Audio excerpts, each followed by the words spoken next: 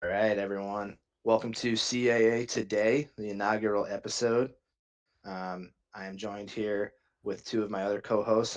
This is Bernie from Youngstown State. I'll let them introduce themselves. Hey, I'm Matt. I'm the coach of Delaware State.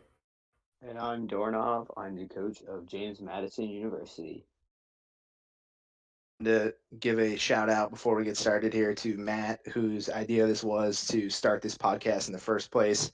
I think the ASON has had a lot of success with their podcast, and it's helped raise awareness about their league and what they got going on, and helps bring their teams together. And so we're trying to do something similar here, and hopefully bring some more great content to FFCS. We'll have some other CAA coaches joining, I believe, throughout the podcast, and they can introduce themselves and contribute as they arrive. I think our first plan here was to get started with a recap of week one. Wants to kick that off? Okay, so I'll go through all the in the league, and then we'll finish off with the game of the week, which was obviously Youngstown State versus Alabama. So to start it off, we had Duchesne, who I hope I'm pronouncing that name right. I think it's Big win against Duquesne. I think it's Valparaiso. It's Duquesne. Duquesne. Duquesne. Okay, there's a high school near my town called Duchesne, so that's what I'm used to. Duquesne Valparaiso, 49-34. Total of 484 yards, only and double. Pretty good game from Duchesne. Next, we have Morgan State at Illinois State. Morgan State, another win with a score of 29-27. Morgan State dominated the rushing grounds, rushing for 215 yards and also throwing for 180 yards. Uh, it should boost their ELO a lot. Then we had Chattanooga at number 16 Villanova. Loss for Villanova, getting blown out 48-17. Chattanooga absolutely dominated the passing, throwing for 430 yards, and Villanova threw for only 300 with a total rushing yards of -3. Um, so tough loss for Villanova. We'll see what they do. Have Georgetown at Delaware. Georgetown did not get a single passing yard, but ran for 257 yards. Delaware also with running for 307 yards, ends in a Delaware win by a score of 35-27. Then we had Richmond at Charleston Southern. A pretty big win for Richmond, ending 52-37. And Charleston Southern, even though they threw for 541 yards, interceptions does not get the job done. And so Richmond took home the dub there. Moving on, we have Delaware State at ETSU. Delaware State kept it close throughout the game, but the second quarter and fourth quarter really lost it for them, losing by a score of 37 to. Nothing too interesting. Solid 300 yards for ETSU, solid 400 yards for Delaware State, but that one fumble really cost them the game. Moving on, we I have know. I number know folks are 11. going to want to hear Matt's comments as we move forward on that game, because I know there was Oh yeah, some controversy. So we can get into that as we as yeah, after we wrap up this overview. yeah. Then we had Morehead State at number 11 VMI. VMI the reigning CAA champs, but Morehead State handled them pretty easily in the second half. It was tied at halftime, 28. Morehead State pulled away with two touchdowns, one in the third quarter, one in the fourth quarter. And then we had Brown at William and Mary, and William and Mary has truly struggled this year. And same coach struggled throughout last year, starting the year off on a bad foot, but hopefully we'll see him turn around as William and Mary loses to Brown by a score of 35-21. We move on to my game, James Madison at Columbia. I totaled 500 yards, giving up 330, ends in a 56-35 win for James Madison. And then lastly, we had two games that ended unfinished. Towson losing to Arkansas Pine Bluff 16-7 in the first quarter, and then Robert Morris losing to the Citadel 21-7 in the first quarter. So those are all your games today, or sorry, this week, and moving on. We had previewed Youngstown State against Alabama A&M as the CAA Game of the Week. It was a ranked matchup. I was going up against my number one client in Ampersand, and it was a tough battle. I was down through the first quarter. Really, the second quarter was the difference in the game. Just had a couple good scores that gave me the lead at halftime. Third quarter was a 17-play Youngstown State drive. Alabama A&M did not touch the ball in the third quarter, and we finished it off in the fourth with a 31-10 final. It was a great game. It was a lot of fun. Did not expect to get a win heading into that one, but certainly happy to come away with it. Uh, I know we also talked briefly about the Delaware State game. Matt, I don't know if you had any thoughts or if you want to give us a little bit more background on your game. Okay, yeah. So it was. I want to say it was in the late third quarter. I was down by 15 at the time, so I stupidly decided to just run two plays on an RNG, and that ended up, after I found out those were legal, I'm like, okay, not gonna do that. Last half of the game, I'm just gonna do, just finish it up, and it ended up being a pretty funny finish because they ended up, I think, returning two. My special teams were not there that whole game, man. They just they returned, I think, two kicks for a touchdown, and they also blocked a punt and an extra point. So all around, just a messy game for me. I know we wanted to highlight our votes for Coach of the Week as well. I gave my vote to Richmond.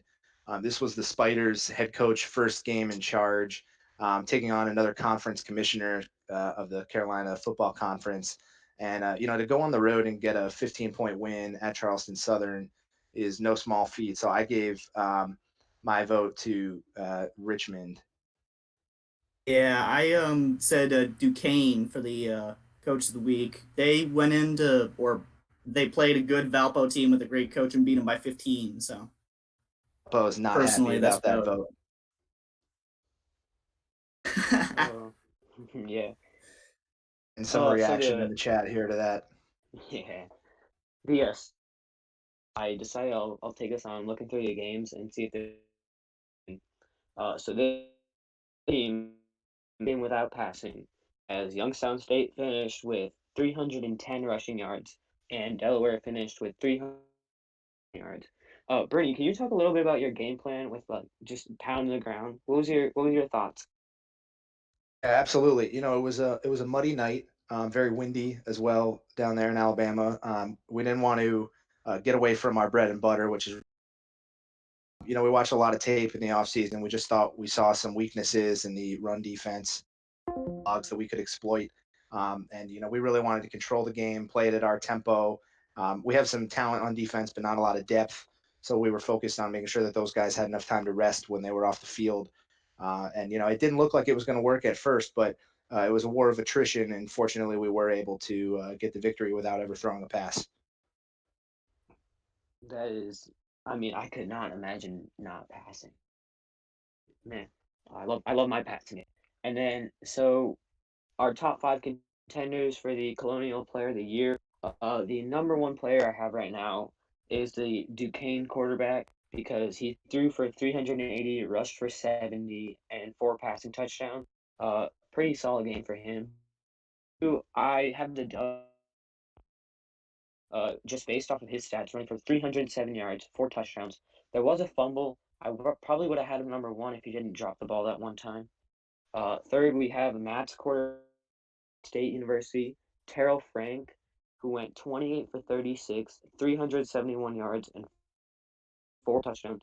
Truly a very solid game, especially playing smart, no interceptions, no fumbles, which is good for him. Quarterback Gavin Clark, 14 for 15 for 329 yards, 23.5 yards per completion. Threw one pick, which is really bad call on my part, but also rushed for 68 yards and had five in the air and two on the ground. And then fifth, we have Ronnie Harkins, who is the villain.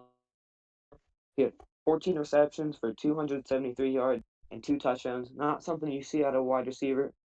So I had to put him up there.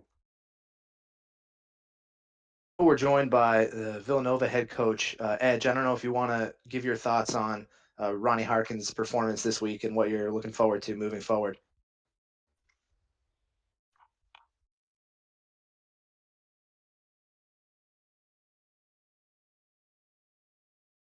I don't know if it's me.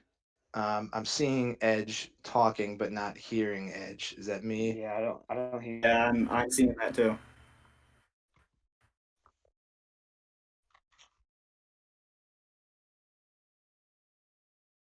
All right, he say, wait a So second. All right. Edge is going to want to leave the chat and come back potentially. All right, we will Okay. circle back with How about Villanova's head you, Matt? coach. You want to talk about Terrell Frank? Terrell Frank. Yeah.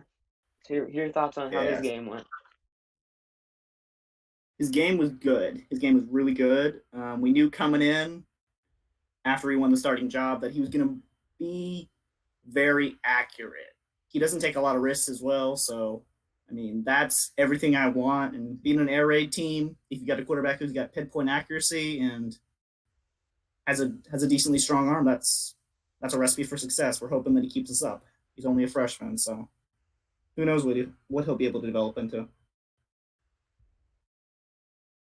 Impressive stuff from a freshman in his first game for sure. I think we can talk through the CAA power rankings. Um, I personally had Richmond at the top of the heap after week one. That's why I gave them my coach of the week vote as well. That defense forced 6 interceptions, as we mentioned earlier in the podcast. And then I'll run through the rest of my list pretty quickly. I had Youngstown State 2, Duquesne 3, Morgan State 4 with their big win over Illinois State, James Madison 5, taking down an Ivy Power by 21 points, Delaware State, VMI, the reigning league champ, at 8, Villanova at 9, William and Mary at 10, and then the two teams who unfortunately did not finish their games this week, Towson and Robert Morris, bringing up the rear. Yeah, my list pretty similar. Although I did have Youngstown State. I had Duquesne number 2, Richmond 3, Morgan State 4, VMI 5. Because although the game, they are still. I can't look past the season they had last year, winning the CAA. I still think and they have a lot of potential. I had Delaware 6, Villanova 7 for about the same reason. They're still a really good coach. I don't want to look past them. Myself, James, Delaware State number 9, William and Mary 10, and then bringing up the rear in Robert Morris and Towson. Yeah, mine is pretty similar to that as well, except I flipped. So I started with Youngstown State and Duquesne at 1-2, but I flip flop Richmond and Morgan State. So we got Morgan State 3, Richmond 4, and then it goes VMI, Delaware, JMU, Delaware State. I put them ahead of Villanova because we kept it close for the most part. Whereas Villanova, it kind of who was it that they played? It was Oh, had Chattanooga. Chattanooga kind of ran away with it, and then after that it's just William Mary, Robert Morris, and Towson bringing up the rear. I was just really impressed, especially from Morgan State, so I put them a little higher. Are we rejoined by the Villanova head coach now? Is Edge here? Yeah, can y'all hear me now? Hey, yes, sir. All right, yeah, so just going back to Ronnie Harkins, I mean, yeah, obviously a big game from him, 273 I'm yards. not hearing Edge. Oh, I'm Yeah, hearing he Edge. was in Anyone there else with hearing them. Edge? Wait, what, we good? I can hear you, Edge. You're coming through fine. Oh, wow, something on my end. Okay. All right. Yeah, let me get back here. I mean, yeah, obviously a huge game from him, one of the few bright spots on the team this week, and hopefully we'll see some more from him, but also see some spreading the love on the offense instead of just him. You also had power rankings. You want to talk about those? Yeah, let me get to those. Yeah, so I had Youngstown State first. I think Bernie's the only one that didn't that maybe just a little bit of a humility there, not putting himself first. But so I had a Youngstown State, then Richmond, James Madison, Duquesne, then Delaware fifth. I put Morgan State above above than VMI than Delaware State. VMI's they're even though a little bit more impressive to me than either me or Matt. Especially with Matt getting the DQ. And yeah, I had Delaware State eighth, and then me ninth, and then just kind of the unanimous bottom three we got here: William and Mary, Robert Morris, and Towson. Yeah. All right, Bernie, you back? All right, Bernie has dropped and joined. All right, I'm back. All right, All right, can you there hear we me go. now? I can. That worked. Yeah, Edge just went through his whole list and everything, so we're good to move on. Perfect. So we wanted to talk some FFCS outside of the CAA here. And thank you to those of you from outside the CAA who have joined us. We wanted to talk through what we thought was the most surprising week one upset. So we have two options here. We have Maine defeating number 6 Jacksonville State 21-0, or Sam Houston State defeating Montana State. They were ranked third, 28-24. Matt, what did you think about those two? So, personally, I do not follow Sam Houston State all that well, so I found them beating that number 3 ranked Montana State team to be completely shocking. However, Maine beating Jacksonville State was not as surprising for me personally, whereas Maine has historically been a good team, so it wasn't a total surprise. Whereas Sam Houston State was not expecting anything like that from them. I will go the opposite way here. I had Montana State's loss. Um, Montana State came into this game as the number 3 team in the country. I've seen a lot from Maine in the past. They're a really good team, historically a top program. They've got a good head coach, and I thought preseason Maine should have been ranked and could potentially be a playoff team. I also think they should get game day this week, but we can discuss that at another time.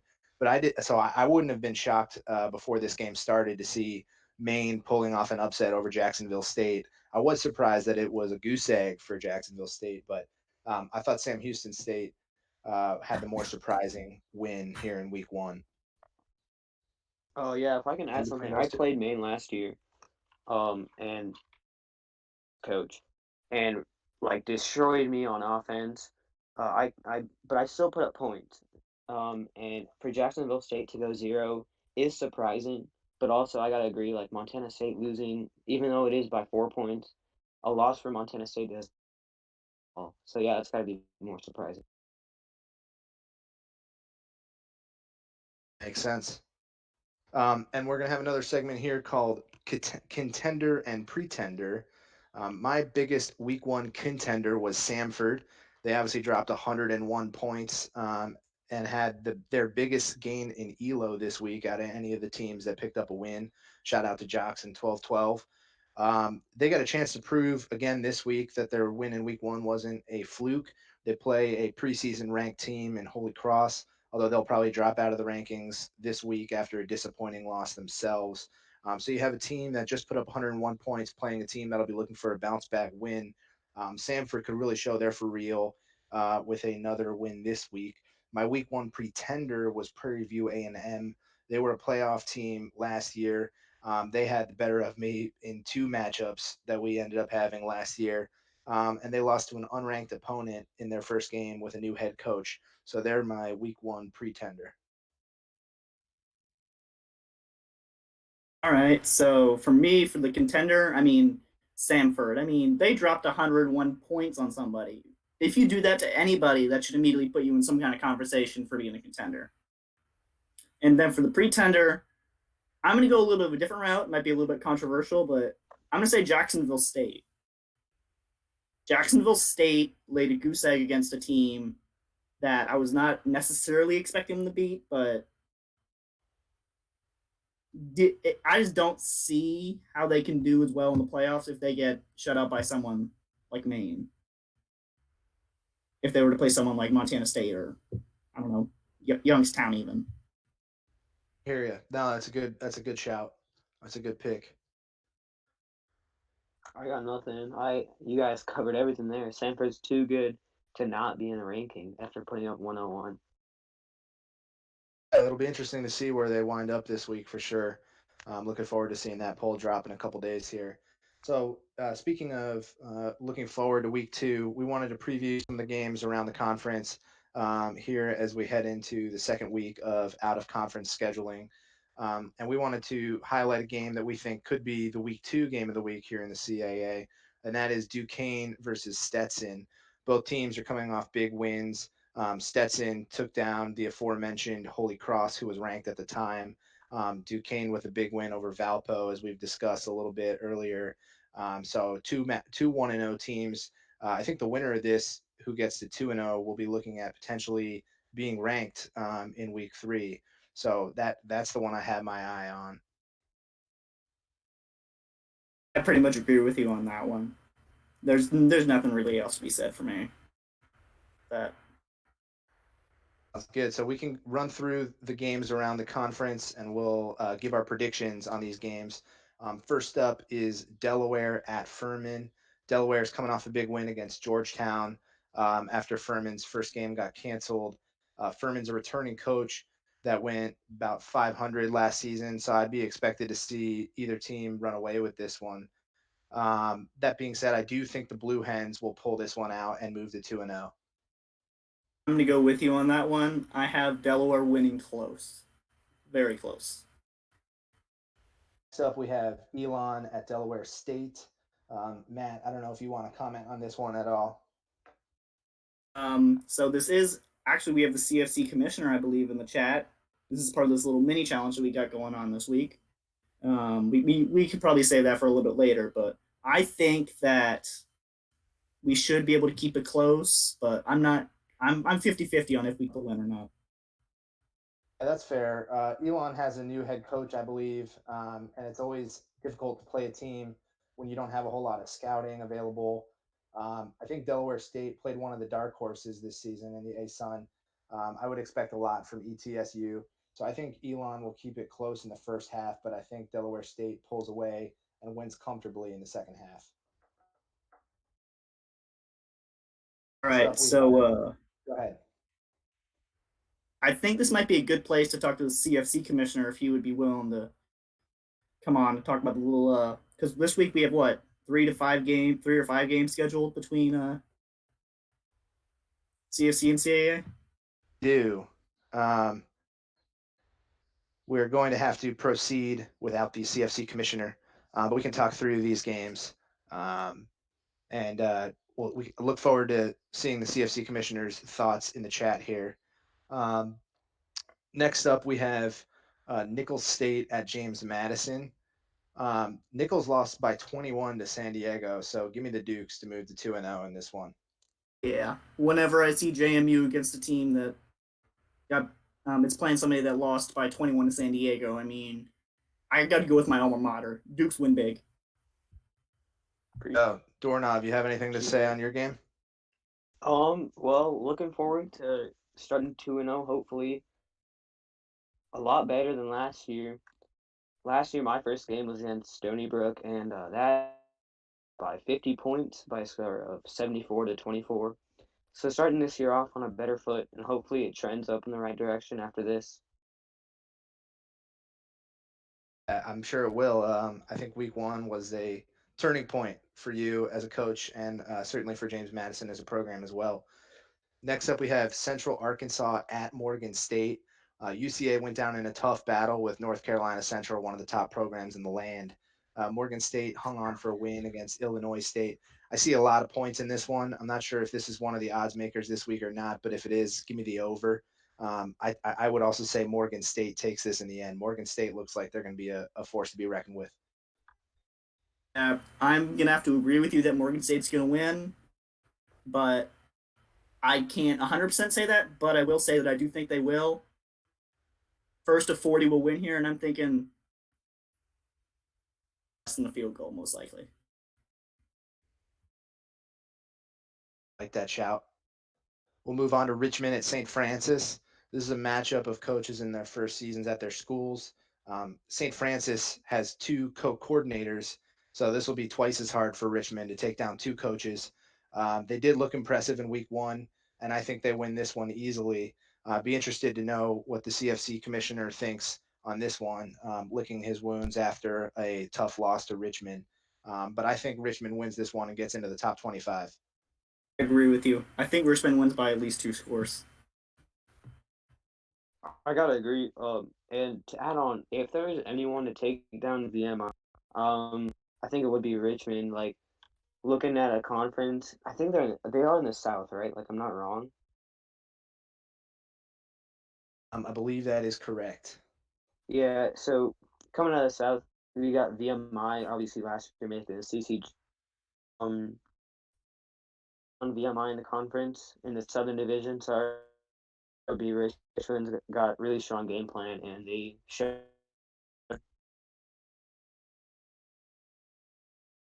Makes sense to me. Next, we have Dayton at Robert Morris. Dayton is a new coach. Robert Morris is in their first season in the FCS. Tough to get a read on Robert Morris. Their game ended, I believe, in the first quarter, but certainly in the first half. This one could be a measuring stick game for both coaches, but I think Dayton gets the win here. Yeah, I'm going to agree with you on that one. I think Dayton will struggle a little bit in the first half, but they're going to win by probably 10 or 15. Move on to the other game that the other team that did not finish their game this week in the CAA, and that's Towson. They're playing South Carolina State. SC State was able to hang around with a pretty good Bryant team. Towson had a tough week, and it's tough to see Towson getting their first win against South Carolina State. I'm going to agree with you again. Towson loses big in this one. Am I at Davidson? The reigning CAA champ got tripped up in the opener, as we've discussed, by Morehead State, but I think they have an easier game this time around with a talented Davidson squad. I do think this one could be tied at half or very close, but give me VMI by 2 touchdowns at the end of it. I agree with you that VMI is going to win, but I think it's going to be closer than we think. I think they're going to win by 7, maybe less.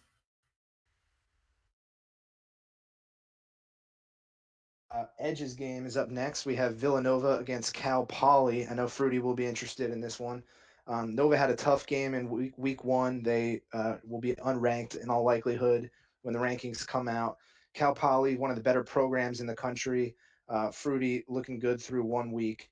I think this one is going to be a tough one for Nova, and I have Cal Poly by about 2 scores. I'm going to go against you with this one. So I have a kind of a gut feeling that Nova kind of got like a smack in the face last week. So I think they're going to win close against Fruity and kind of game. Edge, you have any thoughts on your game here? Yeah, I mean, obviously, Cal Poly is a really good team. Fruity's a good coach. I'm really kind of looking at the scores, expecting a low scoring game. I only scored 17. I think he only scored 20. So, I'd expect, I'm kind of expecting, just a really low scoring, really hard fought defensive game. And, and, hopefully, like Matt said, hopefully it's kind of a wake up call for us, and we can bounce back at the 1-1 and finish the season strong.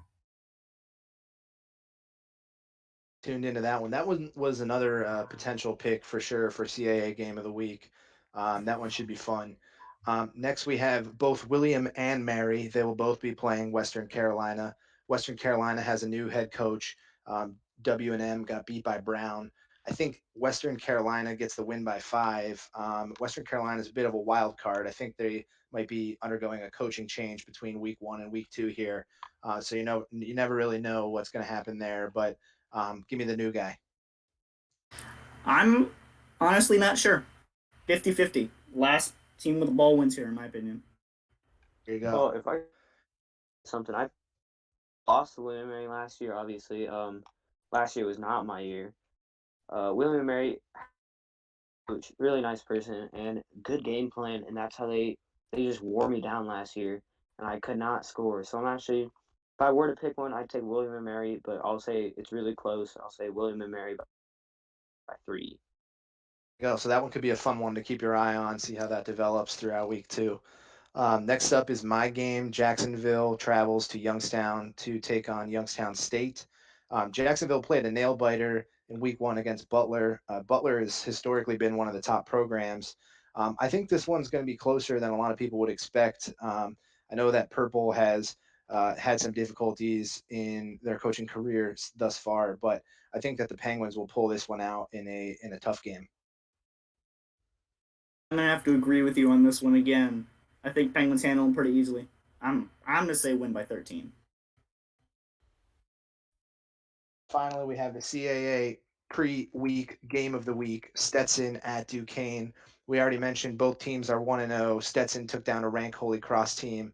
I think this one's going to be a really good game, but I think Duquesne gets this by a field goal. Yeah, this is probably gonna be a fun game to watch, as you said.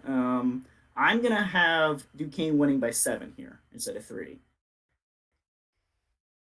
It's fair. We have some dissonance in the CAA Today chat. Some folks are upset that I am picking against the conference here. But listen, I'm not here to make friends. I'm here to predict games accurately. Okay, and that is all I ever promise to do.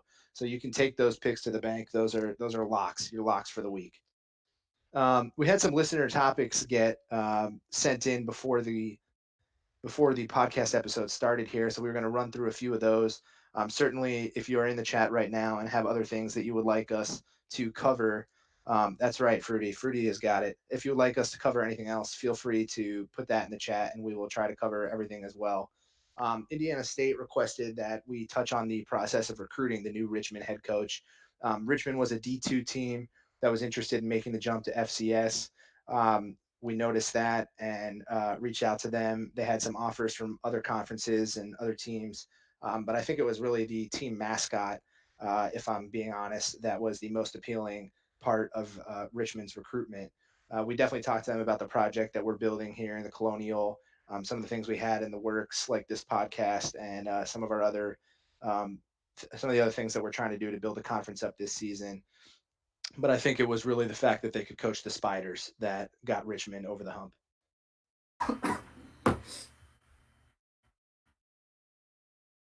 Next up, we had Alabama A&M and Charleston Southern both asked for our thoughts on postseason predictions, like teams that would be in the conference championship game, playoffs, the other postseason tournaments. So, Matt, I don't know if you want to start with your thoughts there. So in terms of the conference championship, I could 100% see Youngstown State against VMI. To be honest, I mean I think it's a reigning champ against a really good Youngstown State squad. So, and in terms of who makes the tournament, obviously I think Youngstown State, VMI, as well as probably Duquesne, Villanova if they can go on a nice streak at some point, and then probably the best of Delaware or Delaware State would get in as well. I feel like we could see at least 3 to 4 teams in. Yeah, I think we might see a rematch of VMI against Youngstown State, but I think you could see a surprise in the South Division this year. I mean, hopefully, obviously, the Penguins can handle their business and get back to the conference championship. But I do think that one of the newer coaches will overcome VMI and get to the conference championship game. I think we'll get 3 teams into the playoff. I do think VMI will find their way back there. Hopefully, the Penguins' week one win will springboard us into the playoffs. And I think the best team out of Duquesne, Richmond, and Delaware State finds a way to get in.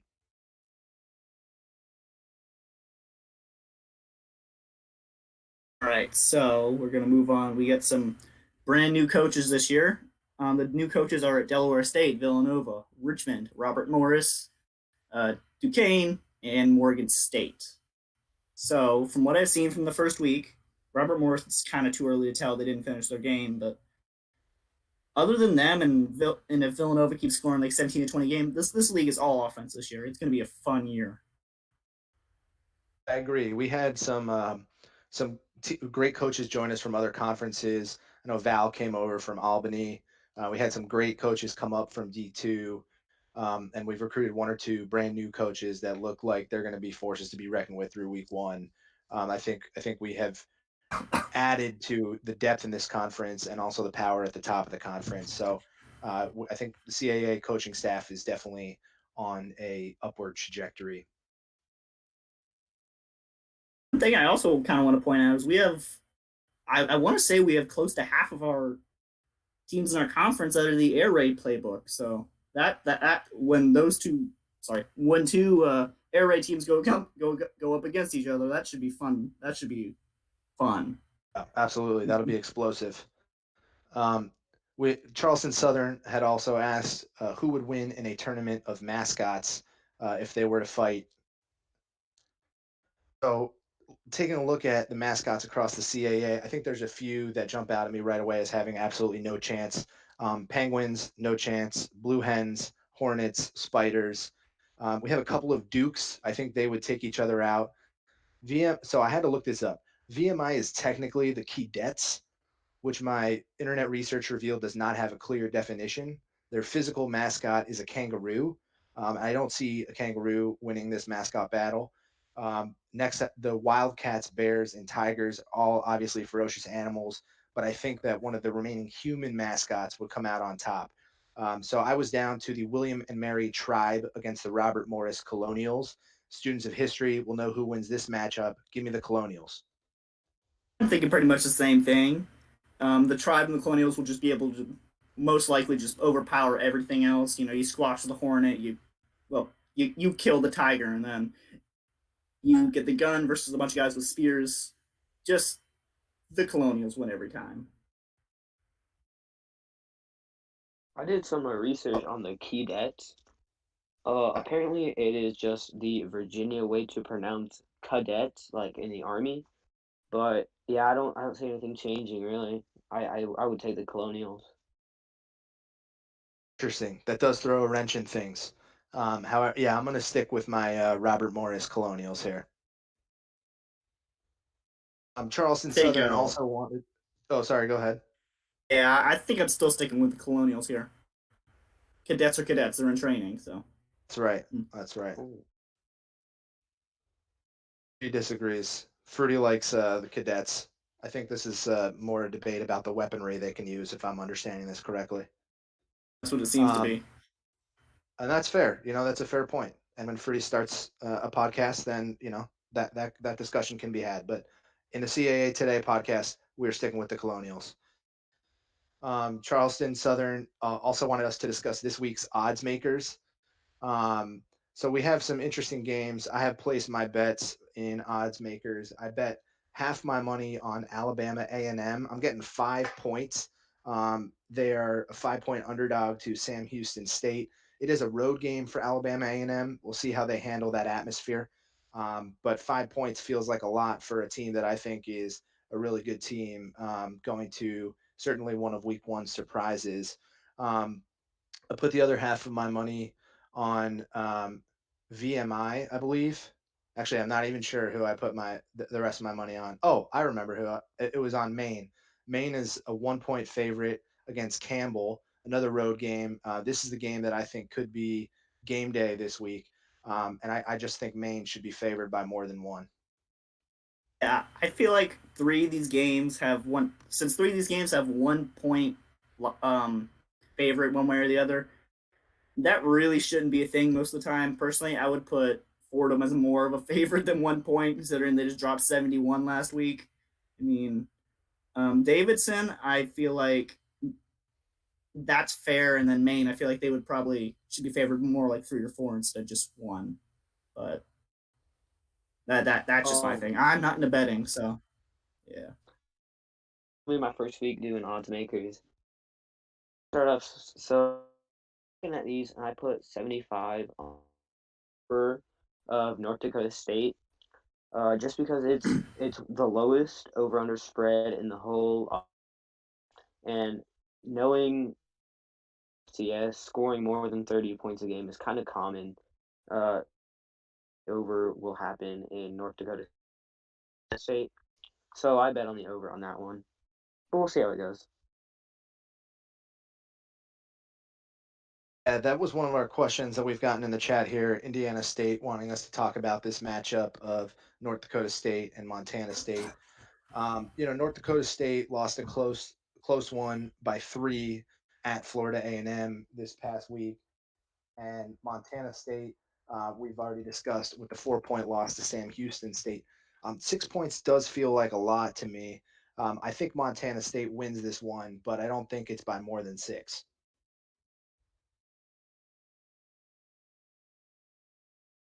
Had another question come in from Indiana State about which coach is most likely to stay in the winless chat. We'll keep this limited to the CAA coaches, but which coach in the conference do we think will be the last one to get a win? This is a tough question. As conference commissioner, I believe in all of our teams. I don't think it'll be long before they're all out of the winless chat. I'm going to say Towson is the last one to get a win. They have been playing pretty slowly, so you could see some delay of game penalties. Maybe a coaching change some point this season could assist. We'll see what happens, but I think it's hard to see Towson getting a win in the next couple of weeks if things don't change. Yeah, personally, I think it's gonna be either them or Robert Morris. Robert Morris just couldn't get anything going in their last game, so. And the same thing with Towson playing slowly. I personally could see either one. Yeah, if I were to pick one of the two, I do think it's going to be one of those two. And if I were to pick one, because I know I had a game with Towson last year, and I think it finished. So I believe that Towson will start picking up the numbers and hopefully start rolling in the dubs. So I gotta say, Robert, last one to leave. I think Last question. Oh, go ahead. I was just gonna say I think I unfortunately have to be in that conversation too. If nothing else, just then I have starting out my schedule tough. Already have a loss. Got Cal Poly next. It's gonna be a tough game. All it takes is one of those teams at the bottom. Pulling off a win in week 2 here, and then suddenly I'm the last one winless.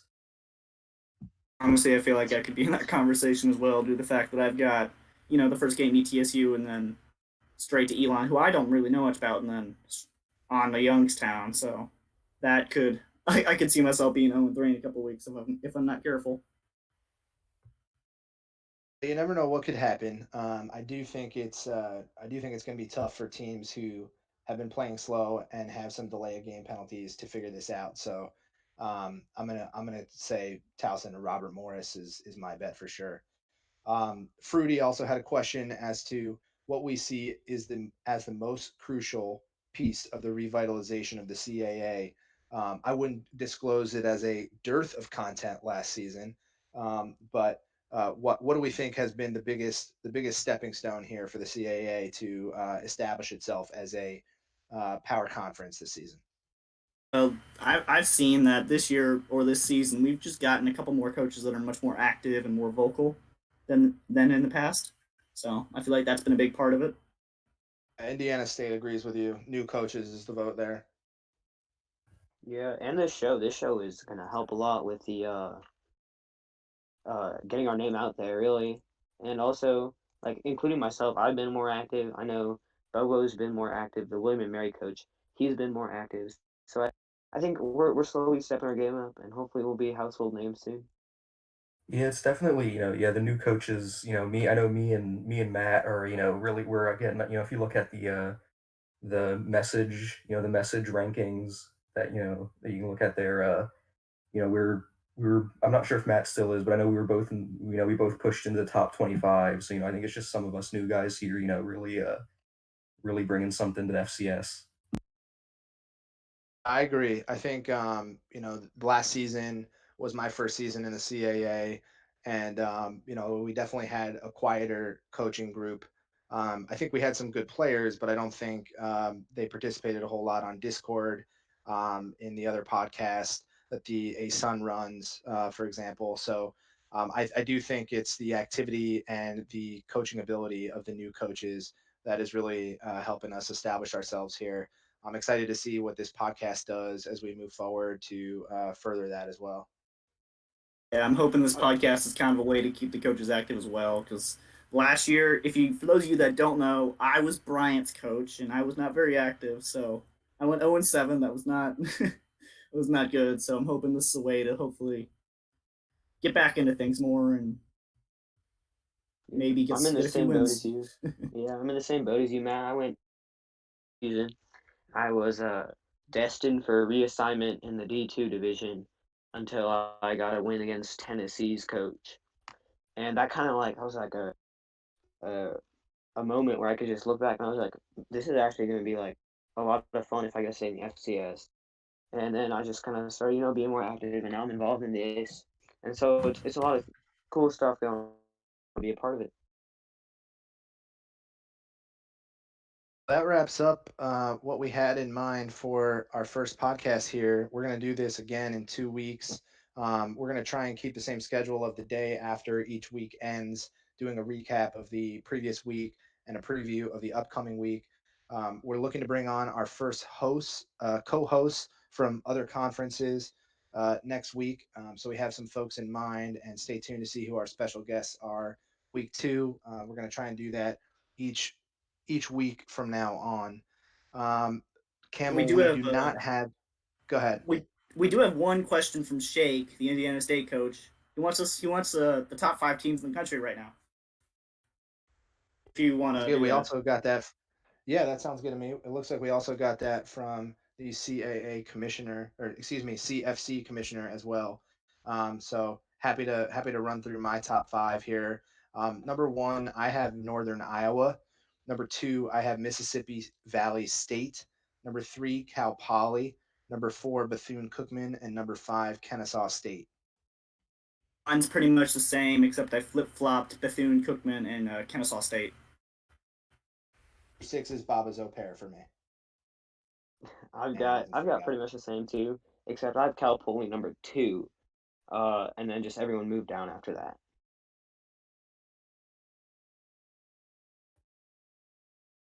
Yeah, I haven't gotten to my rankings yet, but yeah, Cal Poly, Bethune definitely up there. Cooper There you doesn't go. like this too much, but yeah, whatever, Valpo. All right, so anything else? I think that about does it.